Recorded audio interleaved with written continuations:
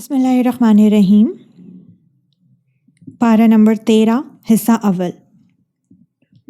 اور میں یہ دعویٰ نہیں کرتا کہ میرا نفس بالکل پاک صاف ہے۔ واقعہ یہ ہے کہ نفس تو برائی کی تلقین کرتا ہی رہتا ہے۔ ہاں، میرا رب رحم فرما دے تو بات اور ہے کہ اس صورت میں نفس کا کوئی داؤ نہیں چلتا۔ بے شک میرا رب بہت بخشنے والا بڑا مہربان ہے۔ اور بادشاہ نے کہا کہ اس کو میرے پاس لے آؤ، میں اسے خالص اپنا معاون بناؤں گا۔ چنانچہ جب یوسف بادشاہ کے پاس آ گئے اور بادشاہ نے ان سے باتیں کیں تو اس نے کہا، آج سے ہمارے پاس تمہارا بڑا مرتبہ ہوگا اور تم پر پورا بھروسہ کیا جائے گا۔ یوسف نے کہا کہ آپ مجھے ملک کے خزانوں کا انتظام پر مقرر کر دیجیے۔ یقین رکھیے کہ مجھے حفاظت کرنا خوب آتا ہے اور میں اس کام میں پورا علم رکھتا ہوں۔ اور اس طرح ہم نے یوسف کو ملک میں ایسا اقتدار عطا کیا کہ وہ اس میں جہاں چاہیں اپنا ٹھکانہ بنائے۔ ہم اپنی رحمت جس کو چاہتے ہیں پہنچاتے ہیں اور نیک لوگوں کو اجر کو ضائع نہیں کرتے۔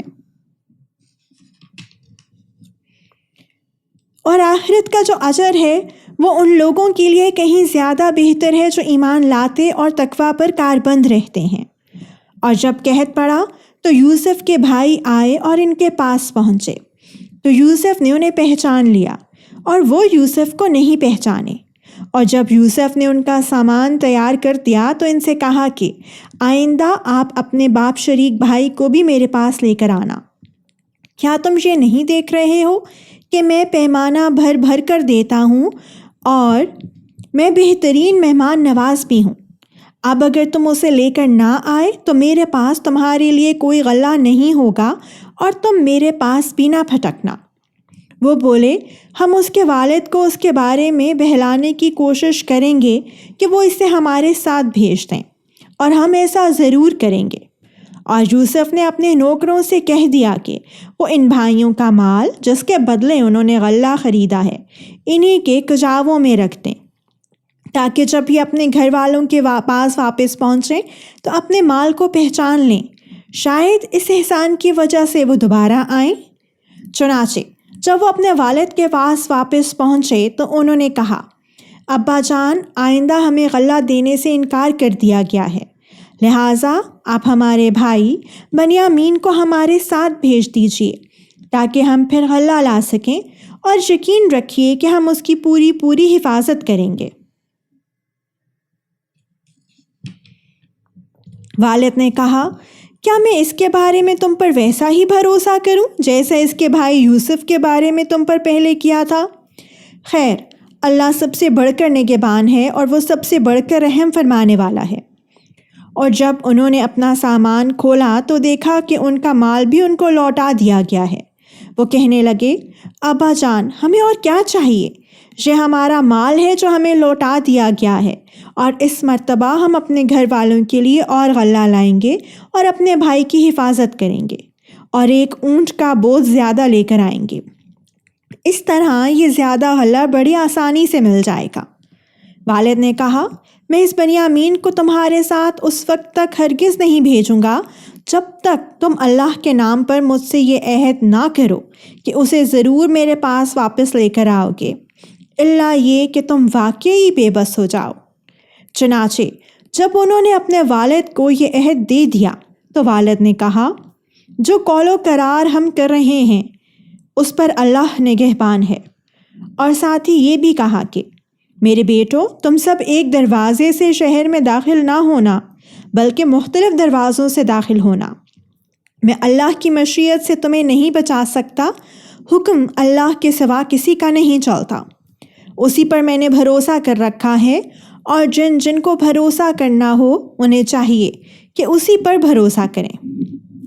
اور جب وہ بھائی اسی طرح مصر میں داخل ہوئے جس طرح ان کے والد نے کہا تھا، تو یہ عمل اللہ کی مشیت سے ان کو ذرا بھی بچانے والا نہیں تھا، لیکن یعقوب کے دل میں ایک خواہش تھی جو انہوں نے پوری کر لی۔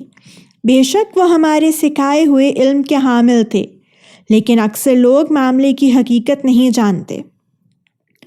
اور جب یہ لوگ یوسف کے پاس پہنچے تو انہوں نے اپنے سکے بھائی بنیامین کو اپنے خاص جگہ دی اور انہیں بتایا کہ میں تمہارا بھائی ہوں، لہٰذا تم ان باتوں پر رنجیدہ نہ ہونا جو یہ دوسرے بھائی کرتے رہے ہیں۔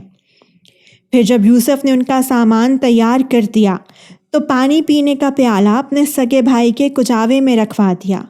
پھر ایک منادی نے پکار کر کہا کہ اے قافلے والو، تم چور ہو۔ انہوں نے ان کی طرف مڑ کر پوچھا کہ کیا چیز ہے جو تم سے گم ہو گئی ہے؟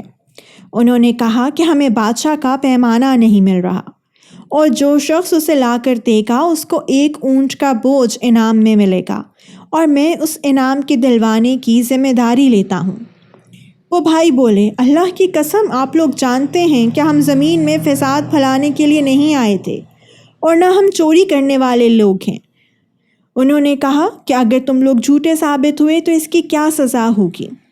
انہوں نے کہا اس کی سزا یہ ہے کہ جس کے کجاوے میں سے وہ پیالہ مل جائے وہ خود سزا میں دھر لیا جائے۔ جو لوگ ظلم کرتے ہیں ہم ان کو ایسی ہی سزا دیا کرتے ہیں۔ چنانچہ یوسف نے اپنے سگے بھائی کے تھیلے سے پہلے دوسرے بھائیوں کے تھیلوں کی تلاشی شروع کی، پھر اس کے پیالے کو اپنے سگے بھائی کے تھیلے میں سے برآمد کر لیا۔ اس طرح ہم نے یوسف کی خاطر یہ تدبیر کی۔ اللہ کی یہ مشیت نہ ہوتی تو یوسف کے لیے یہ ممکن نہیں تھا کہ وہ بادشاہ کے قانون کے مطابق اپنے بھائی کو اپنے پاس رکھ لیتے، اور ہم جس کو چاہتے ہیں اس کے درجے بلند کر دیتے ہیں، اور جتنے علم والے ہیں ان سب کے اوپر ایک بڑا علم رکھنے والا موجود ہے۔ بہرحال وہ بھائی بولے کہ اگر اس بنیامین نے چوری کی ہے تو کچھ تعجب نہیں، کیونکہ اس کا بھائی اس سے پہلے بھی چوری کر چکا ہے۔ اس پر یوسف نے ان پر ظاہر کیے بغیر چپکے سے دل میں کہا کہ تم تو اس معاملے میں کہیں زیادہ برے ہو، اور جو بیان تم دے رہے ہو اللہ اس کی حقیقت خوب جانتا ہے۔ اب وہ کہنے لگے کہ اے عزیز، اس کا بہت بوڑھا باپ ہے، اس لیے اس کی جگہ ہم میں سے کسی کو اپنے پاس رکھ لیجئے۔ ہم آپ کو ان لوگوں میں سے سمجھتے ہیں جو احسان کیا کرتے ہیں۔ یوسف نے کہا، اس ناانصافی سے میں اللہ کی پناہ مانگتا ہوں کہ جس شخص کے پاس سے ہماری چیز ملی ہے اس کو چھوڑ کر کسی اور کو پکڑ لیں۔ اگر ہم ایسا کریں گے تو یقینی طور پر ہم ظالم ہوں گے۔ چنانچہ جب وہ یوسف سے مایوس ہو گئے تو الگ ہو کر چپکے مشورہ کرنے لگے۔ ان سب میں جو بڑا تھا اس نے کہا، کیا تمہیں معلوم نہیں کہ تمہارے والد نے تم سے اللہ کے نام پر عہد لیا تھا، اور اس سے پہلے تم یوسف کے معاملے میں جو قصور کر چکے ہو وہ بھی معلوم ہے؟ لہٰذا میں تو اس ملک سے اس وقت تک نہیں ٹلوں گا جب تک میرے والد مجھے اجازت نہ دیں، یا اللہ ہی میرے حق میں کوئی فیصلہ فرما دے، اور وہی سب سے بہتر فیصلہ کرنے والا ہے۔ جاؤ، اپنے والد کے پاس واپس جاؤ اور ان سے کہو کہ ابا جان، آپ کے بیٹے نے چوری کر لی تھی، اور ہم نے وہی بات کہی ہے جو ہمارے علم میں آئی ہے، اور غیب کی نگہبانی تو ہمارے بس میں نہیں تھی، اور جس بستی میں ہم تھے اس سے پوچھ لیجئے، اور جس قافلے میں ہم آئے ہیں اس سے تحقیق کر لیجئے، یہ بالکل پکی بات ہے کہ ہم سچے ہیں۔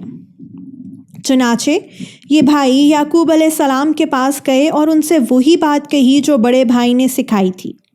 یعقوب نے یہ سن کر کہا، نہیں، بلکہ تمہارے دلوں نے اپنی طرف سے ایک بات بنا لی ہے۔